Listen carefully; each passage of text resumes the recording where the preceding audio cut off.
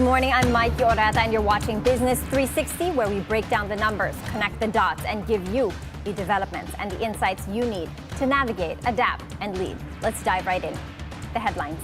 The Maharlika Investment Corporation extends a $76 million loan to fund a feasibility study for a mining project in the Cordillera Administrative Region. A palace official lashes out at former President Rodrigo Duterte for failing to show proof President Marcos Jr. might declare martial law. And the nation marks nearly 40 years since the EDSA People Power Revolution, a tribute to the courage that led us to freedom and democracy. And France and the United States agreed to work together to help end the Russia-Ukraine conflict, a move that could have wide-ranging global impacts. First, let's take a look at how financial markets performed overnight. The Nasdaq took a beating Monday, with major tech stocks causing the biggest drag as investors are worried about the future demand for the technology that powers artificial intelligence, raising questions about the long-term sustainability of current AI investments. Yeah, I think the underlying theme is uncertainty, right? We've got uncertainty out of Washington. We have uncertainty about the state of the consumer, and the market's been trading at very high valuation. So when you get this combination of high valuation and uncertainty, investors get a little bit skittish. So you've seen that in kind of the pullbacks here. So the focus actually is on earnings. We're about 80% through earnings season, and earnings have been pretty good. So as long as we can have good earnings to move the market along, I think we'll be okay. The Dow Jones Industrial Average inched up by 0.1%. The S&P 500 lost 0.5%, while the Nasdaq dropped 1.21%. Meanwhile, over in Europe, the UK's FTSE ended unchanged, Germany's DAX higher by 0.6%, and France's CAC 40 down by over 0.75%. The Maharlika Investment Corporation, or MIC, is making a bold move, extending a whopping $76.4 million loan to power a feasibility study for a high-potential mining project in the Cordillera Administrative Region. Makilala Mining, a key arm of Australia-based Celsius Resources, is set to launch preliminary work on its copper and gold project. This initiative isn't just about extracting resources, it's about revitalizing infrastructure. Maharlika will also help fund the construction of a main access road in collaboration with the Kalinga province, opening up new pathways for local development. Rafael Consing Jr., the Chief Executive Officer of MIC, expressed his vision.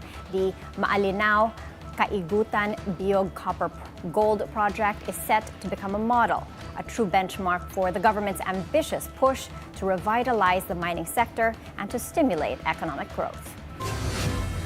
The Philippines must remain vigilant against potential money laundering operations in emerging sectors like online gaming and cryptocurrency, even as we celebrate our exit from the Financial Action Task Force's gray list.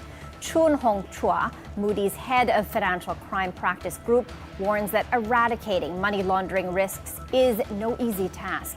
Online gaming has skyrocketed in the Philippines, with the Philippine Amusement and Gaming Corporation, or PAGCOR, reporting record revenues of 120 billion pesos in 2024. More than a fight against crime, it's about safeguarding the integrity of our financial system, a crucial factor in attracting foreign direct investments. The word war continues between Malacanang and former President Rodrigo Duterte's camp. Newly sworn-in Presidential Communications Officer, Attorney Claire Castro, minced no words on her first day in office, supporting Executive Secretary Lucas Bersamin's earlier statement, claiming that Duterte was lying when he said that the Marcos administration is veering towards a dictatorship. Anong ebidensya? Paano mapapatunayan? At tulad sinabi ko, hindi tayo pwedeng maniwala sa mga pang-iintriga lamang na walang ebidensya.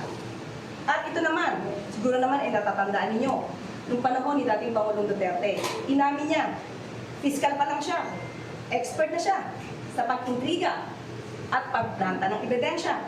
So ano ba ang ating i-expect sa dating Pangulong Duterte? Gumawa ng intriga, magplanta ng ebidensya. In response, former Chief Presidential Legal Counsel Salvador Panelo criticized Bersamin for his supposed change of stance on Duterte. Panelo explains that the executive secretary was full of praise for Duterte when he appointed him at the Supreme Court and the government service insurance system. He claims that Bersamin failed to address any false information Duterte issued after calling him a one-man fake news factory. Overall, this political clash is worrisome because it could unsettle investors, possibly prompting them to invest elsewhere. Never forget, activists and student leaders remind the nation today as we observe the 39th anniversary of the EDSA People Power Revolution. The bloodless revolt of 1986 overthrew the late strongman Ferdinand Marcos Sr. after 20 years in power. For many years, this anniversary has been a regular holiday, but this year, the current administration declared it a special working holiday. Yet several colleges and universities have suspended classes to honor the People Power Revolution. Former Bayan Muna Representative Teddy Casino says that this is Malacanang's attempt to revise history. Yung pag-set nito ng quote-unquote alternative learning day at pagpasa ng burden sa local units, sa chancellors para sa kung anong gagawin sa araw na yun is actually quite spineless, if I might say. It's spineless and walang pakundangan sa character na dapat ina-uphold ng pamantasan. So it is an effort, consistent effort ng mga Marcoses to revise history, to make our people forget yung nagawa ng ating mamamayan sa pagpapatalsik sa kanyang amang diktador. And secondly, siyempre, dahil napatalsik ng people power ang kanyang ama, ayaw niyang naiisip ng mamamayan o naaalala ng mamamayan yung kapangyarihan ng taong bayan na palitan through an uprising yung mga nasa poder. Meralco sets a bold course for 2025. At its recent February 24th board meeting, Chairman Manuel Pangilinan sets a target of 50 billion pesos in core net income, aiming for 10% growth. Sujin Kim reports. Aiming for at least a 10% growth, Meralco Chairman and CEO Manuel Pangilinan is pushing management to hit a core net income of 50 billion pesos this year.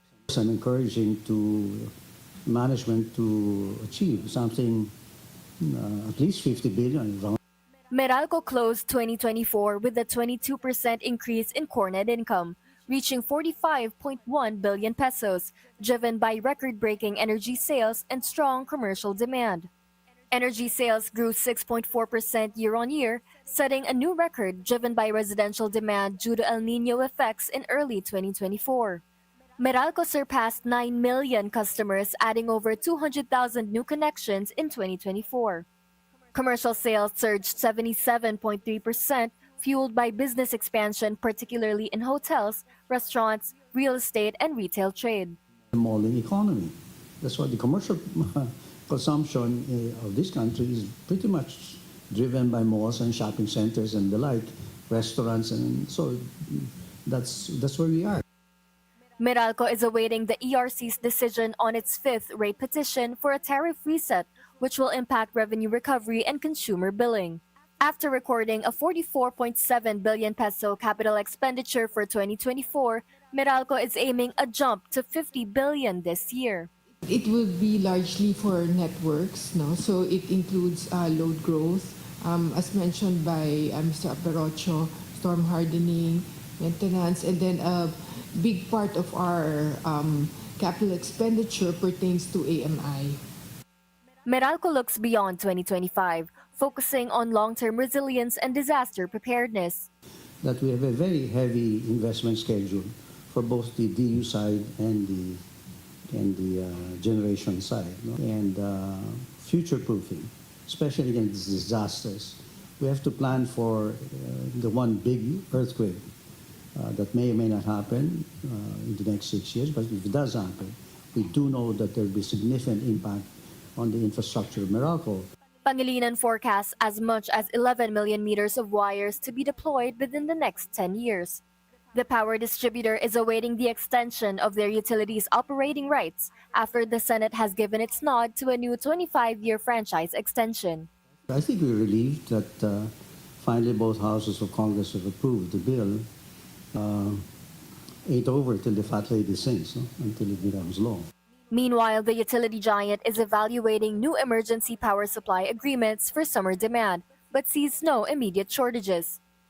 Soojin Kim, Bilyonaryo News Channel. Motorists face higher fuel prices at the pump today. Gasoline prices are set to rise by 70 centavos per liter, while diesel prices will increase by 40 centavos per liter and kerosene by 20 centavos per liter. If these elevated prices persist, the hike is likely to raise transport and logistics costs, potentially driving up the prices of goods and services, a development that can have a significant impact on the broader economy. We're taking a quick break. Please stay with us as we dive deep into the numbers and the narratives that matter most to your bottom line.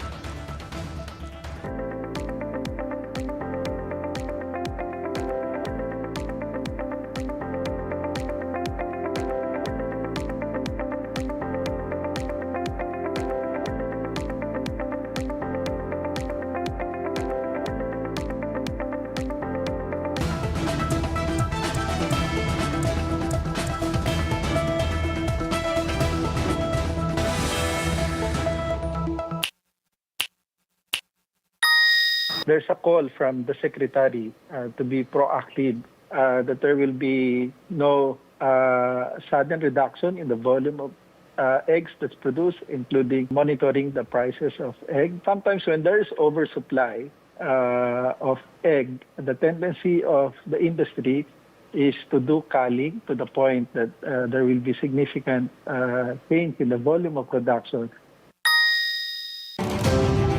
From the filing of candidacies until the last ballot is counted, your newest trusted news source, BNC, the Bilyonaryo News Channel, will be at the forefront to guide your decisions and guard your vote. Tune in to BNC's Election 2025 special coverage. The latest news, national issues. For universal healthcare, the law is established, the implementing rules and regulations, even the budget has been defined. The political scene. I'm glad that he made that perfectly clear, that they will always be behind us. And conversations with prominent personalities. There's only one reason, politics. They want them out. What is dangerous, we might have a reorganization of governments. All these firsthand at the forefront.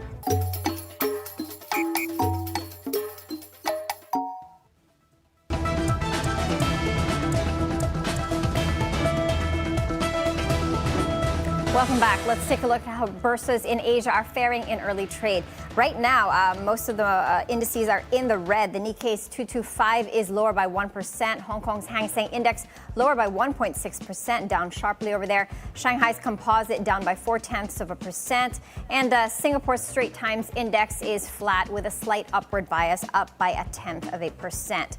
Now, here at home, trading at the Philippine Stock Exchange opened some time ago. Let's take a look at the initial figures. Right now at 10:14, the PSE Index is well entrenched in negative territory. We're down by 1% to 60.35, following the downtrend with all the other Asian markets, most of them in the red as well. All shares index down as well, down by 0.7% to 36.31. Taking a look at the sub-indices, I'm seeing most are in the red, except for the mining and oil counter. That's the only one bucking the market's downtrend. It's higher by 0.5% right now. Holding firms markedly lower, as with the property counter, down by 1.4% for both of them, both down by 1.4%. Now, the big sell-off on Wall Street last Friday dampened investor sentiment locally. The main gauge ended flat yesterday, unchanged at 60.95, which brings our year-to-date figure to a negative 6.6%. Now, investors are currently navigating uncertainty as U.S. President Donald Trump's economic policies and the Federal Reserve's dovish stance on interest interest rates casts a shadow over two very positive local developments: the Philippines' exit from the Financial Action Task Force's gray list and the Bangko Central's decision to cut bank's reserve requirement ratio, which is expected to inject 300 billion pesos into the financial system. So there's news from both ends of the spectrum for investors to mull over, keeping the situation very fluid and interesting. Now, at the foreign exchange market, the peso weakens this morning at opening at 57.09 against the greenback from its previous close of 57.80. Now, the Philippine banking system records 20.3 trillion pesos in total deposits as of the end of December 2024. This according to the Bangko Sentral ng Pilipinas. Latest data from the BSP shows the banking sector's total deposits have increased by 7% year on year. The number of depositors grew to 128 million in 2024. That's up 14.6% from 112 million in the previous year. Now, the bulk of these deposits come from universal and commercial banks. Deposits in digital banks also grew significantly, rising to 96.2 billion pesos as of end December 2024, up from 65 billion pesos a year ago. Overall, this strong deposit growth indicates robust consumer confidence and an increasingly digital-savvy public, which is expected to foster economic stability and drive further growth in the financial sector. The newly installed Transportation Secretary is asking for the courtesy resignations of all the top officials at the agency. In his letter to the undersecretaries, assistant secretaries, and directors, Secretary Vince Dizon states that this step will give him a free hand in carrying out the mandate assigned to him by the president. The courtesy resignations are expected no later than February 26. This move could signal a major overhaul in the transport infrastructure management, which is essential for improving logistics and reducing costs, factors that are crucial for a robust business environment. The Philippine car community is showcasing its passion for dream machines in the heart of BGC Taguig, where over 200 sports, vintage, and electric cars are on display at a charity event that's more than just a show of excellence on wheels. It's a drive to change lives and fuel the future of education. Our mobility correspondent G. Baroga has the details.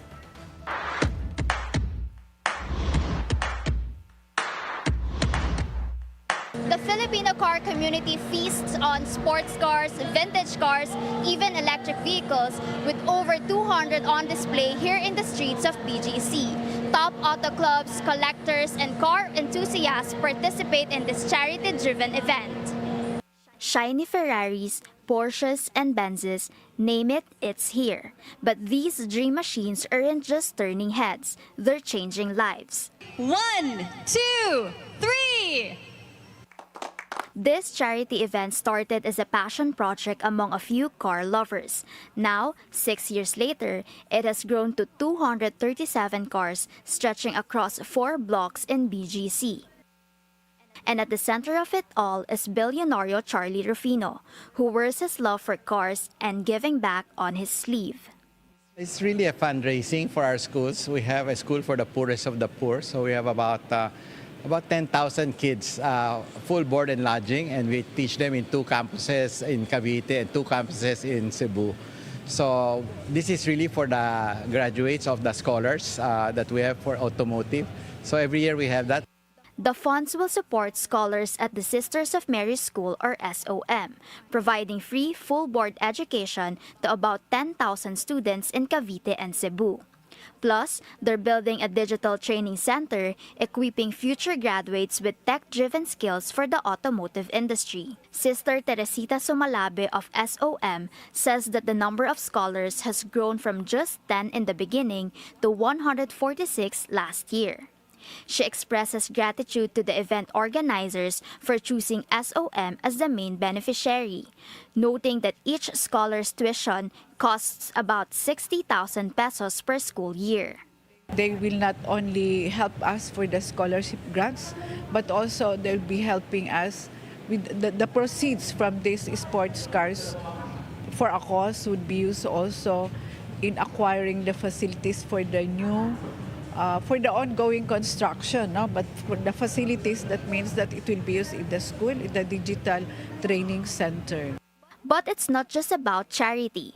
It's also a showcase of dream machines. And of course, what's a car event without some showstoppers? Willie Titen, president of Auto Hub Group, brought out two of the finest Lotuses, Emira and Evora. It's hitting two birds with one stone, right? You're helping somebody, okay, and at the same time, you're showcasing your cars, no? So it's for a good cause. And at the same time, you get to meet a lot of people here, old friends, new friends, and future friends. So that would be a great event for all of us.